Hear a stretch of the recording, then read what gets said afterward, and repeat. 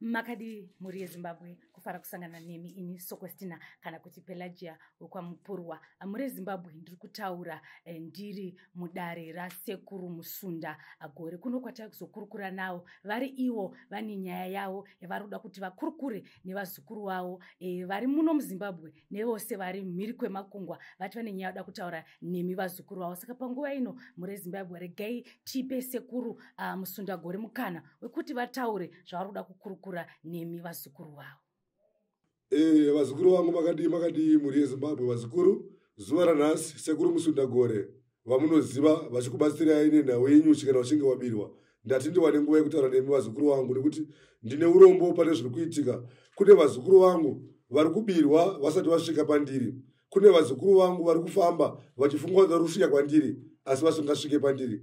Kune vanhu vari kumirira vazukuru vangu munzvimbo dzinosvikira vazukuru vangu dzavanochungurwa dzinova ndidzo dzinoziva kunzi vanhu vekwaMusunda Gore vamwe vanosvikira paKFC vamwe vanosvikira paBooster nepaZimuri Primary. Kwane vanhu vari kuuya vachichungura vazukuru ivavo vachivanyepera kuti tiri vekwaMusunda Gore. Saka ndiri kuti kumiwe kwavazukuru vangu kana uchinge wasangana nedambudziko rakadaro rekuti hauna kugutsikana nemunhu azinge achikubatsira, ndiri kuti uyai kuno kudare kwangu. Ivavo vanhu ndo vandinoda kuti ndivatumire nyuchi ndivarumise kuti muzive kuti Musunda Gore haana kumira nenzira yakanaka, nekuti chavari kuipisa vanenge vakufamba kunoipisa zita rangu imi vazukuru vangu muchinge musina kusvika kwandiri. Saka ndiri kuti kana muzukuru wangu uchiuya wese ari kuuya zive kuti kwauri kuuya uri kuuya kuZimuri Park muna Nichols Diamond pa6396 ndo panagara sekuru. Usati kana uchinge watorwa nemotikari imwe yekuendesa kune imwe nzvimbo vazukuru vangu handisina kuti mubirwe muchinge musina kusvika pandiri. Imo muno ndimo mudare masekuru Musunda Gore.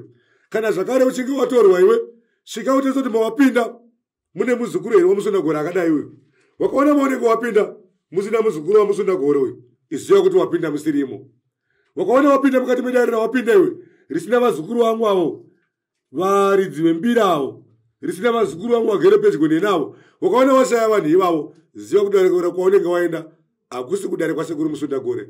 Saka ichenjedzo yandati ndipembe kuvazukuru vangu nekuti ini Musunda Gore handibirwe, asi handisina kuti mubire sei mubirwe nekuti ini Musunda Gore ndagara changu achibatwe wakamwe chibatwa nyuchi dzako kuruma nevamwe zvakarewo vanenge vachidinira Musunda Gore vachitora mufananidzo yangu vachizviisa maFacebook. Ndati imi musabirwe, uyai kuno kuZimuri ndokwandiri sekuru wenyu. Ivo sekuru wenyu Musunda Gore ava havane chekuziva, havana zino repamberi, vane vende zvakare. Wakaona Musunda Gore autora neasina vende vabvunze kuti sekuru mazino enyu akazobva kupi.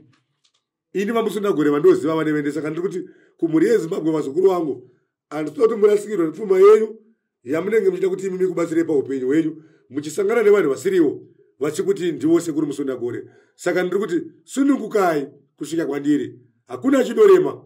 Imi vazukuru vangu kana muchiya kwandiri hamuuye kuzotukana neni, hamuuye kuzorova neni, muri kuuya kuzobatsirwa. Saka sunungukai kusvika kwangu kwandiri muonane neni ndikubatsirei. Hakuna muzukuru wandinochichidzira mudare, ndoda kuti mese ndikubatsirei kumatambudziko amunenge masangana nawo, kusanganisa nevanenge vachikubirai. Ndo vandinofanira kunge ndichitumira nyuchi vachinyorumura nyuchi dzedare. Ndo mazuva andanga ndinawo zuva ranhasi kumhuri yeZimbabwe.